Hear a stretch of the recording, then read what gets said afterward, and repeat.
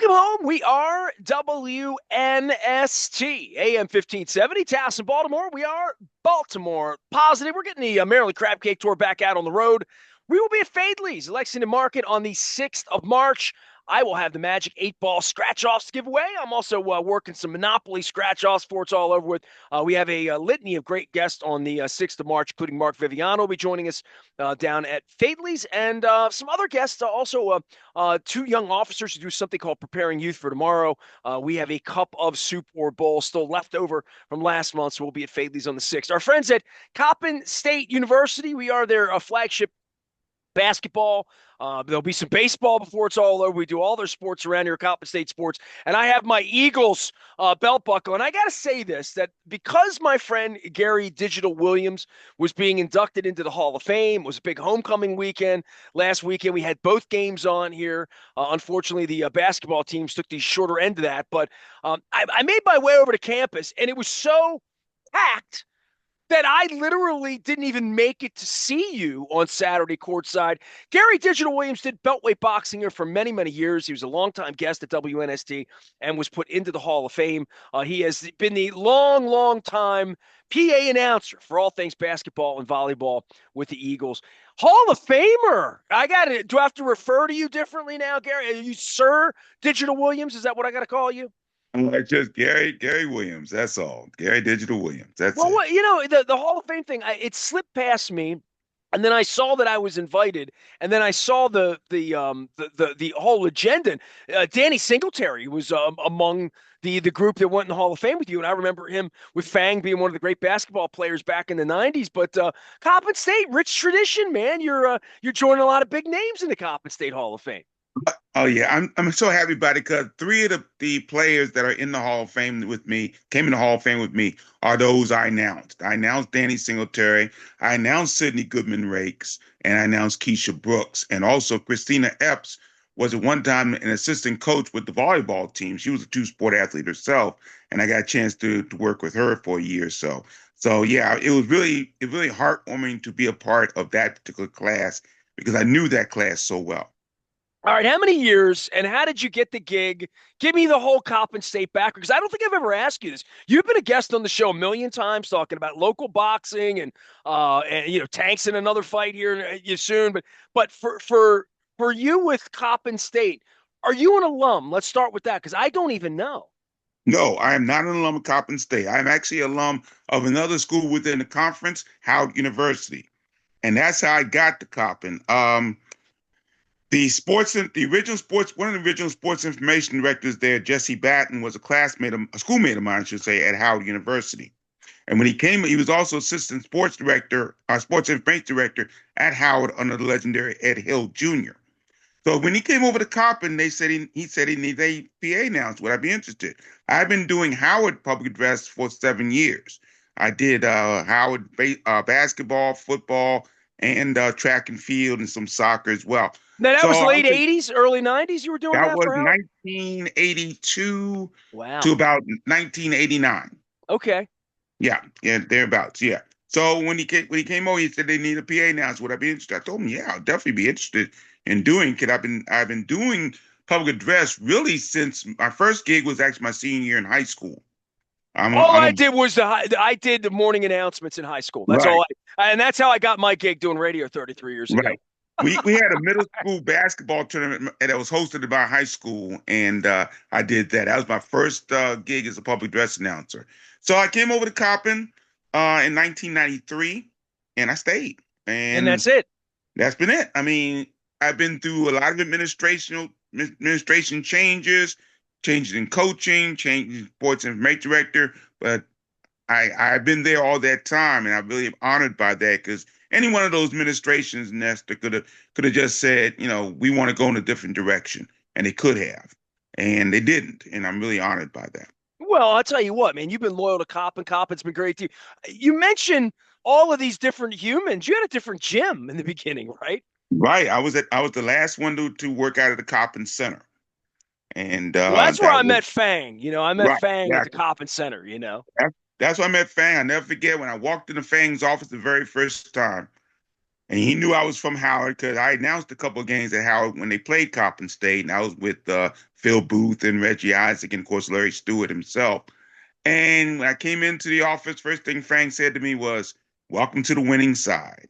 And we went on throughout the '90s to be the dominant team in the MEAC in the '90s. We won all the regular season championships and went to a couple of NCAA tournaments. And those were good, good times. Gary Digital Williams is here, Hall of Famer, Coppin State University.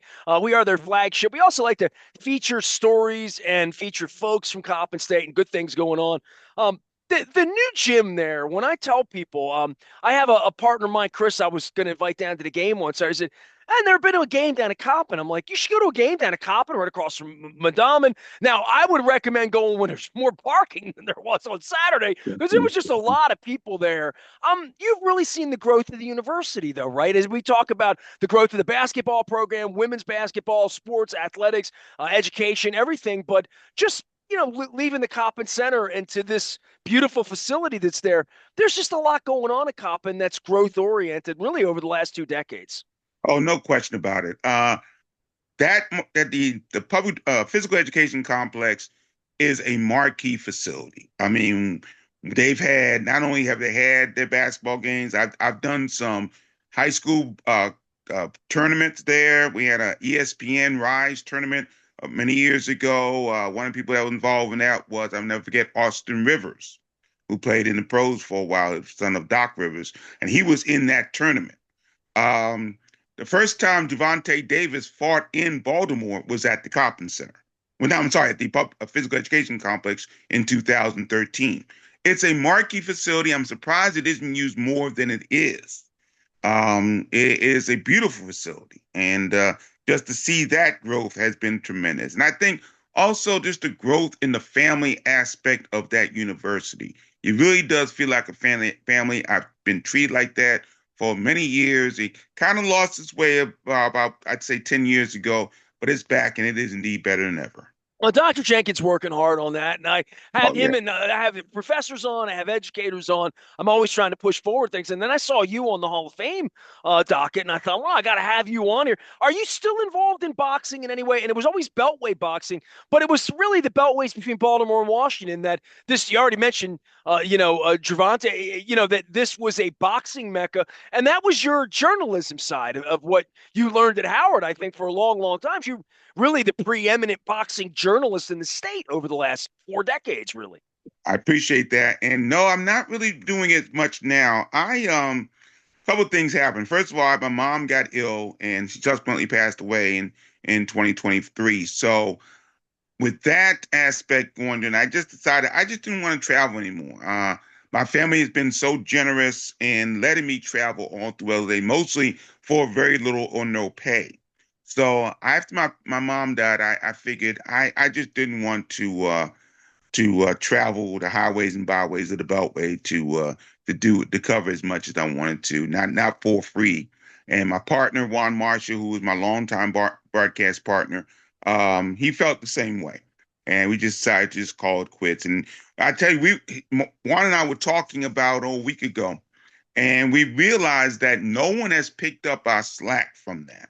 And that's what's kind of frustrating, that you don't hear the buzz that Juan and I tried to generate with boxing. Well, I think we go back to the 90s. I've been on the air 33 years, digital. And, I think of Scott Wagner. I think of Stewart, who put the fights on out on the West Side.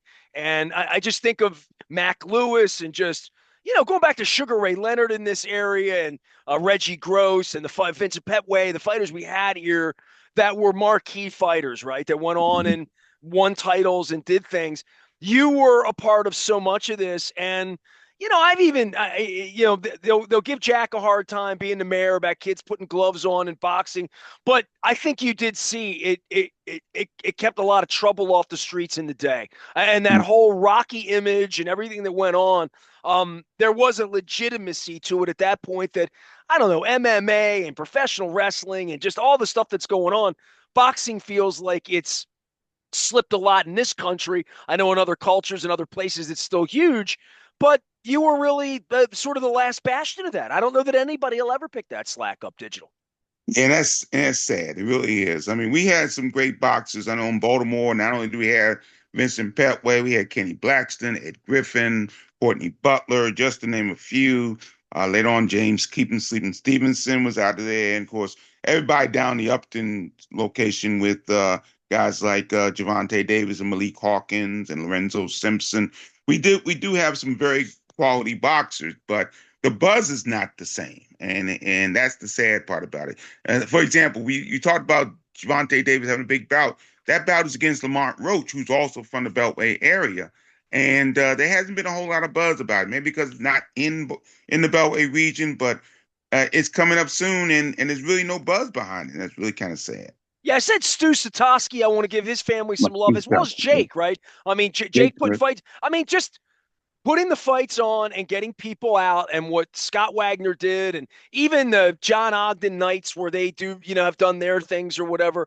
It used to be much more prolific, is what I'm saying. And I guess, hey, time in a season for everything. You're now in the Coppin Hall of Fame. The basketball programs over there, the ladies were really playing good ball back in December. Layla had come on. I had Coach Woods on as well, and I know Larry's just struggled there. And I had Pat Scarry on this week from over at Towson, and they're the 1 seed in the CAA.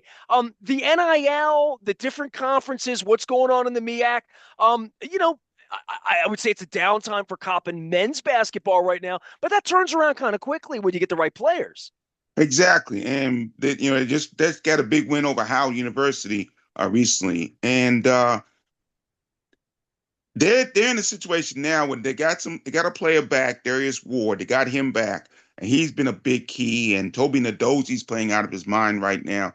So they're in a position now that they can be a spoiler come MEAC tournament time. I think they could be interesting coming MEAC time. They seem to be gelling back together. Losing Ryan Archie for the year did not help. But they're playing. They played some great ball against Howard. They really did. That was the best game I've seen them play all year. Maybe in the 2 years that Larry Stewart's been there, that was one of their quality moments, no question. Well, I know you have a fondness for Stu, and there's something you mentioned, a family atmosphere. I've known Larry 3 decades, so when I see him over at State Fair, I'm out. So I've run into him out around town. There is something about trying to bring it all in house, and I know we tried that with Juan and the Maryland thing and the Baltimore thing, and that certainly did not work out. But Larry's got real roots here. Right. Larry's got roots here, and of course his brother Steve. Now I announced Steven's games. I didn't announce Larry's game. I announced Steven's games, and also Sydney, and as well as Chad Andrews Fulton. I was announcing for him, and the director of player development, I should say, Turquin Mott, of course, was teammate of Danny Singletary's on that '97 team. So And I know that name well. Yes. I knew all of them, and I know all of them, and just to see them all together as coaches is tremendous. It really is. How about the ladies program? You got anything you want to say about the ladies? Because you're out there announcing that as well.